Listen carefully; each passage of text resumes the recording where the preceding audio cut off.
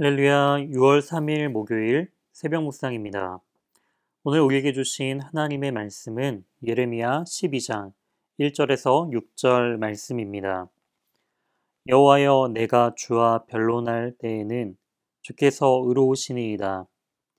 그러나 내가 주께 질문하옵나니 악한 자의 길이 형통하며 반역한 자가 다 평안함은 무슨 까닭이니이까. 주께서 그들을 심으심으로 그들이 뿌리가 박히고 장성하여 열매를 맺었거늘 그들의 입은 주께 가까우나 그들의 마음은 머니이다. 여호와여, 주께서 나를 아시고 나를 보시며 내 마음이 주를 향하여 어떠함을 감찰하시오니 양을 잡으려고 끌어냄과 같이 그들을 끌어내시되 죽일 날을 위하여 그들을 구별하옵소서. 언제까지 이 땅이 슬퍼하며 온 지방의 채소가 마르리이까. 짐승과 새들도 멸절하게 되었사오니 이는 이 땅 주민이 악하여 스스로 말하기를 그가 우리의 나중일을 보지 못하리라 함이니이다. 만일 내가 보행자와 함께 달려도 피곤하면 어찌 능히 말과 경주하겠느냐. 내가 평안한 땅에서는 무사하려니와 요단강 물이 넘칠 때에는 어찌하겠느냐. 내 형제와 아버지의 집이라도 너를 속이며 내 뒤에서 크게 외치나니 그들이 내게 좋은 말을 할지라도 너는 믿지 말지니라. 오늘 본문을 중심으로 어찌 능히 말과 경주하겠느냐라는 제목으로 하나님의 말씀 증거하도록 하겠습니다. 오늘 본문은 예레미야의 질문과 그 질문에 대한 하나님의 답변의 내용을 담고 있습니다. 우리는 늘 하나님께 묻는 인생을 살아야 합니다. 우리의 질문이 어리석고 잘못된 것일 수도 있지만 하나님은 자신의 뜻을 알고자 묻는 그 백성에게 친히 말씀하시죠. 바로 오늘 말씀을 통해 하나님께 묻는 그러한 복된 인생을 온전히 살아가는 저와 우리 연희교회 성도님들 되시길 주님의 이름으로 소망합니다. 1절 말씀을 보시게 되면은 예레미야는 하나님께 질문을 시작합니다. 그 질문의 요지는 바로 이것이죠. 과연 악한 자의 길이 왜 형통하며 하나님께 반역한 자들의 그 평안이 과연 무엇인지 대해서 하나님께 질문합니다. 그러면서 예레미야는 바로 이러한 그 악한 자에 대한 죄를 고발하고 있죠. 2절 말씀입니다. 주님께서 그들을 심으셨고 또한 그들의 뿌리가 박히게 하셨고 장성하게 하셔서 열매를 맺게 하셨지만 그들의 입은 주께 가까우나 그들의 마음은 멀다라고 말이죠. 이 마음이라고 표현되어 있는 히브리 단어의 뜻은 콩팥을 뜻합니다. 히브리인들의 그러한 콩팥의 의미는요, 인간의 욕구가 머물고 있는 장소를 이제 콩팥으로 여겼습니다. 그렇기 때문에 이들은 그들의 마음 가운데 이기적인 욕구를 가지고 그러한 잘못된 이기적인 욕구의 열매를 맺고 있음을 지금 고발하고 있음을 알 수가 있습니다. 이어서 3절의 예레미야는 하나님께서 이들을 심판하실 것에 대해서 요청하고 있습니다. 마치 도살장에 끌려가는 양처럼 이러한 악한 자들을 온전히 하나님께서 심판하실 것을 제안하고 있다라는 것이죠. 또한 이들의 죄로 인해 4절에 이어지는 말씀처럼 하나님의 그런 창조 질서가 파괴되고 있음을 지금 고발하고 있습니다. 이처럼 악인들을 고발하며 심판하실 것을 요청하는 예레미야에게 하나님께서는 이제 5절과 6절로 답변하고 계신 것을 볼 수가 있습니다. 5절 말씀을 보면 만일 내가 보행자와 함께 달려도 피곤하면 이라고 말하고 있는데요.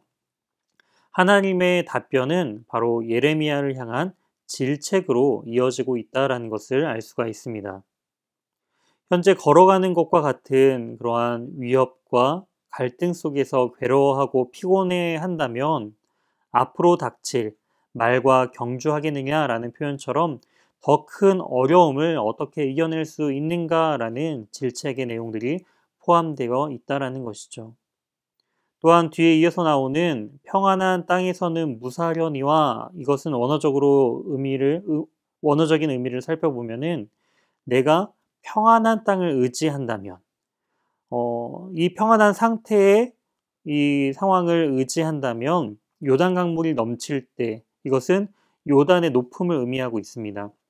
즉 높게 우거진 요단의 숲을처럼 그러한 보이지 않는 그러한 우거진 숲처럼 그러한 적들이 사방에서 둘러싸이는 것처럼 이러한 어려운 상황에서는 과연 어떻게 이 어려움들을 극복할 수 있겠느냐라는 것이죠. 6절 말씀을 통해서 이제 앞으로 예레미야가 처할 더 큰 어려움에 대해서 언급하고 있습니다. 내 형제와 아버지의 집이라도 너를 속이며 내 뒤에서 크게 외치나니.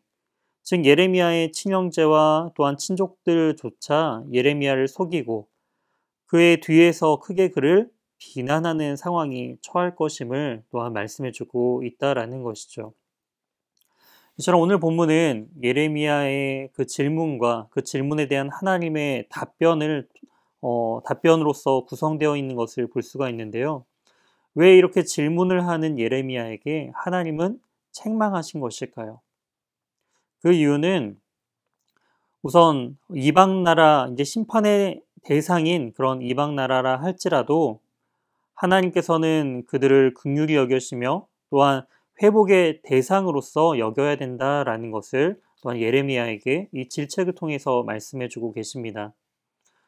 저 사람은 반드시 당해야 할 그러한 존재다라고 우리는 때로는 판단하고 정죄할 수 있지만 하나님께서는 그럼에도 불구하고 그들은 다시금 주님께로 돌아와 다시금 회개하며 회복할 하나님의 자녀로서 여기고 있음을 우리는 알아야 한다라는 것이죠. 또 한 가지는 더 큰 어려움을 맞이할 그 예레미야에게 하나님은 하나님의 마음으로서 이 고통을 온전히 견뎌 나아갈 그러한 준비를 시키고 계심을 알 수가 있습니다. 성도의 삶 역시 이러한 고난의 연속이 우리에게 찾아올 수 있다라는 것이죠. 현재의 고통을 견디는 것도 중요하지만 우리는 인생을 살아가다 보면은 더 큰 고통과 아픔이 우리 인생 가운데 찾아올 수 있다라는 것을 우리는 늘 준비하고 대비해야 한다라는 것이죠. 이처럼 우리는 이 예레미야를 통해서 예레미야가 이러한 상황 가운데 하나님께 아뢰며 하나님은 책망하시지만 그 책망 넘어서 이 예레미야를 또한 예레미야가 이 어려운 상황에서 그 어려움들을 잘 극복해 나아갈 것을 또한 미리 준비시키시는 그런 하나님의 마음을 우리는 깨달아야 합니다. 이처럼 우리도 우리의 인생 가운데 하나님께 묻고 또한 하나님의 뜻을 우리 삶 가운데서 온전히 깨닫는 그런 복된 인생을 살아가는 저와 우리 귀한 연희교회 모든 성도님들 되시길 주님의 이름으로 소망합니다. 함께 기도하시도록 하겠습니다. 하나님 감사합니다. 하나님, 때로는 우리는 누군가를 판단하고 정죄하며 왜 저러한 악인의 형통이 과연 어떠한 이유에서 하나님께서 내버려 두실까? 이러한 생각들을 하며 그 상황들이 때로는 이해되지 않을 때가 참으로 많이 있습니다. 하지만 주님께서는 악인이라 할지라도 다시금 주님께 돌아와 회개할 것을 주님은 늘 기다리시며 또한 우리의 성도의 인생 가운데서 더 큰 어려움이 찾아올 것을 우리는 늘 준비하며 더욱더 하나님의 마음을 품고 하나님을 의지하며 살아야 하는 존재임을 또 오늘 말씀을 통해 깨닫습니다. 오늘의 인생 속에서 하나님을 더욱더 의지하며 하나님께 더욱더 묻는 인생들이 될 수 있도록 주님 도와주시고 또한 그러한 물음을 통하여서 하나님께서 친히 우리에게 답변해 주시사 우리 삶 속에서 하나님의 뜻을 더욱더 분별하며 나아갈 수 있도록 온전한 지혜와 능력을 허락하여 주시옵소서. 오늘 하루도 주님과 온전히 동행하는 복된 우리의 모든 인생들이 될 수 있도록 인도해 주실 것을 믿사오며 이 모든 말씀 살아계신 예수 그리스도의 이름으로 기도드립니다. 아멘. 다음 기도 제목을 가지고 함께 기도하시겠습니다. 오늘 말씀을 기억하며 하나님의 의로우심을 굳게 신뢰하고 현재의 고난을 승리의 자원으로 삼게 해달라고 기도해 주시기 바랍니다. 이어서 코로나19의 조속적인 종식과 교회와 모든 성도들의 안전을 위해 기도해 주시기 바랍니다. 세 번째로 박재훈 담임 목사님에게 하나님의 은혜와 능력이 충만하여 연희교회를 잘 이끌어갈 수 있도록 기도해 주시기 바랍니다. 네 번째로 김철우, 김현희 선교사님의 사역과 가정을 위해 기도해 주시기 바랍니다. 마지막으로 김성희 이 집사님 혈액암 치료를 받고 계십니다.